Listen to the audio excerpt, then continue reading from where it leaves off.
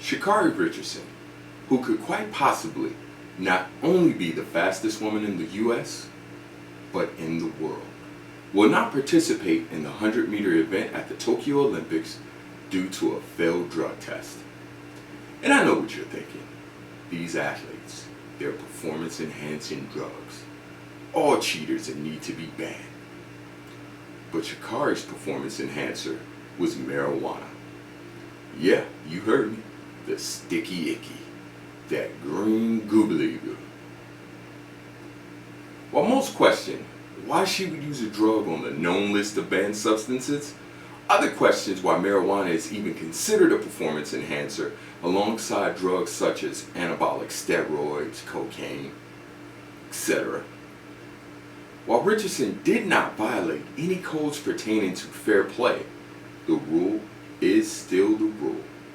And due to this rule, Shikari will be missing the Tokyo Olympics this year, and US will miss out on its best chance at a gold medal. The 21-year-old, who has been under immense pressure from learning about the death of her mother from a reporter while already facing the immense pressures of competitions with the Olympics, made a mistake. As simple as that. While Richardson has accepted her 30-day suspension, and unless these rules are changed, will definitely not participate in the upcoming Olympics due to her suspension, will be missed. Now, although marijuana is listed as an enhancer, I've never seen anyone run faster after a joint. Normally, they slow down. And if Shikari Richardson is that fast after a smoke session, I would hate to definitely be lined up against her while she can't smoke before a race. Also, in my humble opinion, I think we should give her an automatic gold medal and Hall of Fame induction just for smoking the competition right after smoking a blunt. Well, this, as of now, is the sad tale of what could have been. I'm Courtney Clemens, your host tonight, and this is Toe the Line.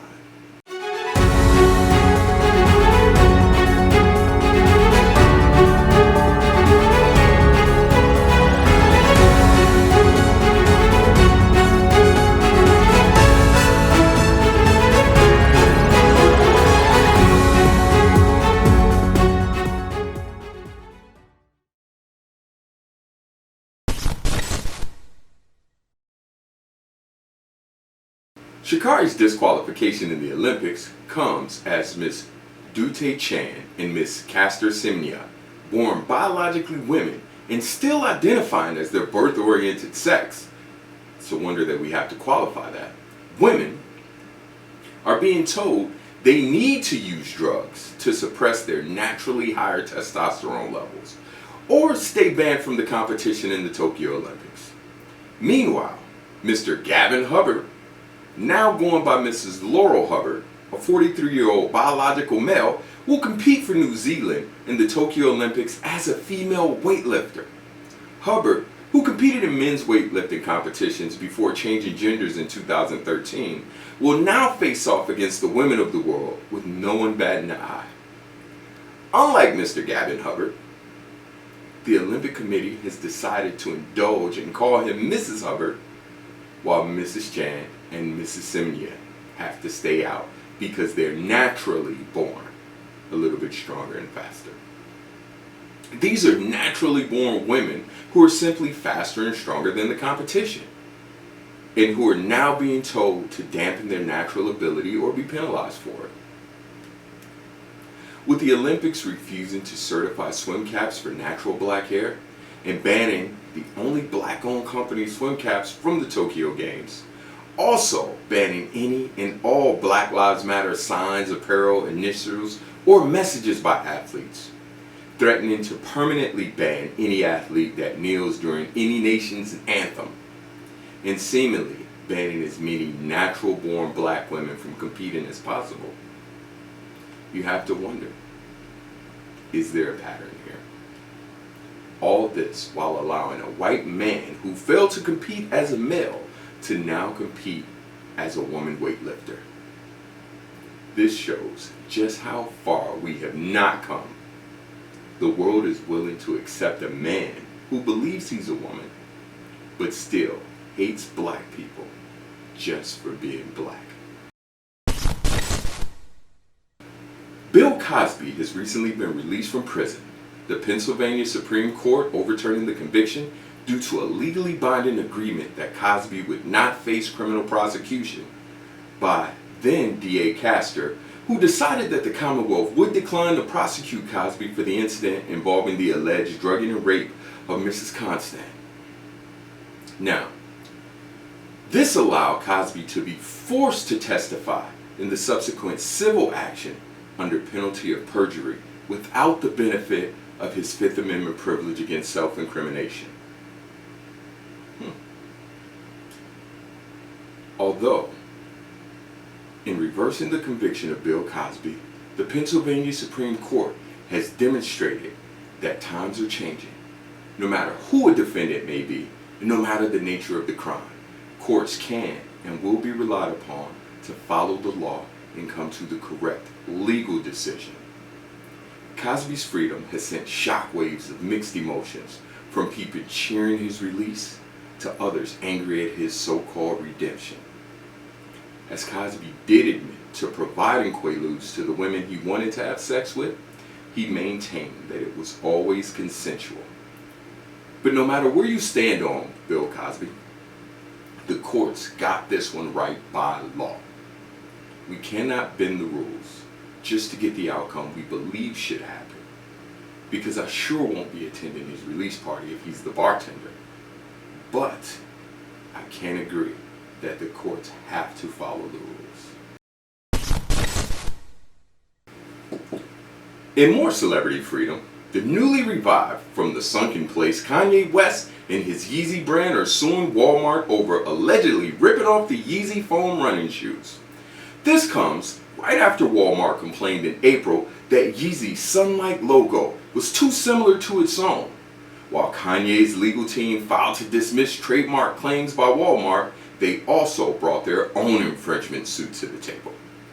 While Walmart denies claims of ripping off the Yeezy foam runners, they have since discontinued sales of their own version of the meantime. Two brothers in South Africa have disappeared, along with $3.6 billion worth of Bitcoin that was housed on their cryptocurrency investment platform. The brothers, Amir and Rais Keji, set up their crypto investment service, Afrocrypt, in 2019. But in April, as the price of Bitcoin surged to an all-time high, Amir, who serves as chief operating officer of Afrocrypt, sent an email to investors telling them that the company had been hacked. Amir made an unusual request, asking clients not to report the incident to authorities or lawyers, saying that it would slow down their efforts to recover from the hacking. Afrocrypt's pooled funds were transferred from its South African accounts and clients' wallets and pooled with other Bitcoin transactions in order to make them untraceable. The alleged heist comes after another South African Bitcoin trader, Mirror Trading International, collapsed last year. The losses included about $1.2 billion in cryptos, with some calling it the biggest cryptocurrency scam of 2020. Ruha Ignatova made $4 billion selling her fake cryptocurrency and has been deemed the queen of crypto. While the CEO of a Turkish crypto exchange, Thodex, disappeared with hundreds of millions in April. The idea of cryptocurrency is appealing, but the risk in the idea that controlling parties can just walk away with your money is a little bit too risky for me. I'm coming with the stick. In sad news, Kasim Weaver, 49, and Dina Weaver, 48, of Chesterfield, VA, were charged with conspiracy to conceal the body of their son, Adon Weaver, who was believed to be under the age of 5 at the time of his death. Police have yet to determine the cause and the manner of which the child died, but authorities said they believe the boy, Adon, may have died sometime between 2 and 5 years ago. The parents never reported the death to authorities and have kept his body in a freezer the entire time. This is just a sad story. No jokes here. A Michigan boy, 13 years old, dies 3 days after receiving his second dose of the Pfizer COVID vaccine. The family stated the teen complained of what is considered normal COVID-like symptoms and a stomachache before bed, then passing away during the night. The teen had no known pre-existing conditions, while another 16-year-old boy suffered cardiac arrest just moments after receiving his first Pfizer vaccine shot. This reaction is currently being blamed on the teen taking supplements and lifting weights twice a day. While the supplements have not been revealed, the cause for the teen's cardiac arrest is still under investigation. This brings forth the question of if this vaccine is truly safe for our children. With the understanding that we have no idea what the true risks are at this time, we do know the positive side is you can still catch COVID with the vaccine, and you also have the same percentage of dying from the virus with or without the vaccine. This comes as our nation is opening back up fully, and the labeled Delta variant of COVID is beginning to rapidly spread through the states and the world, which is more deadly. So I urge everyone to stay safe with or without the virus, with or without the vaccine. A police chief in Ohio resigned this week after he put a Ku Klux Klan sign on a black officer's desk. Sheffield Lake Mayor Dennis Springs said that the police chief, Anthony Campo, resigned Tuesday after the incident, which occurred last Friday. Anthony Campo was caught on a surveillance camera placing the note on a black officer's desk. The mayor gave Campo 10 minutes to turn in his badge and clear out of his office after finding out about the incident. In today's world, even black law enforcement isn't immune to the racist behavior by the very badge that they wear and defend. Who would have guessed? Los Angeles Lakers star Kentavious Caldwell-Pope encountered a life-threatening situation when a group of men robbed him at gunpoint in the driveway of his LA home. As Caldwell-Pope was talking, a car full of armed men pulled up in the driveway and immediately pointed their guns at the Lakers shooting guard and his friends.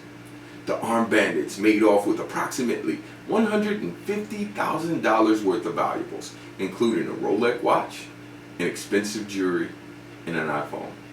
This was obviously a targeted attack. As the kids say, they caught him lacking, and it sounds like he got backdoored by someone in his group.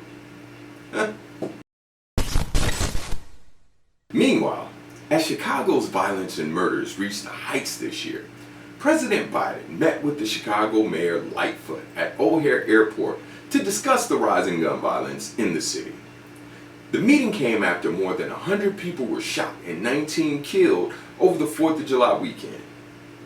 I guess Crazy Joe isn't all crazy. He did take this meeting outside of the actual city and at an airport with Secret Service ready to fly him away if they saw anything out of the ordinary. Good job, Joe. Meanwhile, former President Trump is set to file a suit on big tech CEOs. Twitter, Facebook, and Google are among his targets for censorship, stating they have ceased to be private and are unfairly targeting conservatives with their censorship. In more presidential news, Haitian President Moise, 53 years old, was assassinated during an attack at his private residence around 1 a.m. Wednesday by unidentified assailants. A source told the Miami Herald that the assailants behind the assassination of Haitian president claimed to be a part of an operation with the Drug Enforcement Administration, the USDEA. When asked about the reports the assailants claimed to be with the DEA, a senior Biden administration official said, "Those reports are absolutely false. The United States condemns the heinous act." While President Biden stated, "The United States offers its condolences to the people of Haiti, and we stand ready to assist as we continue to work for a safe and secure Haiti." Yeah, without the DEA sending people to assassinate the presidents. Meanwhile, South Africa's former president is asking a judge to delay his arrest. Zuma was forced to retire after 9 years in power in 2018. Last week, he was sentenced to a 15-month jail term for contempt of court after refusing to participate in a corruption inquiry. While the police move against him to force his serving of his sentence, we'll see.